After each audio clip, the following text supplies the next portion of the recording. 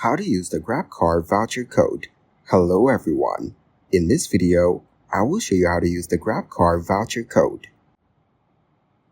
First, open your Grab application on your mobile phone. Next, tap on Card to select the right option. Now, enter your pickup location and select your destination.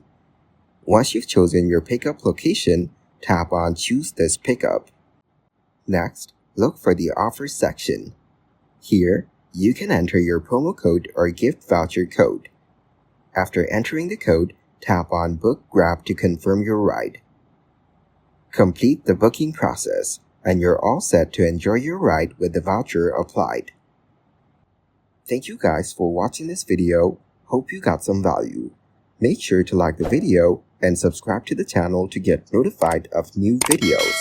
See you in the next one.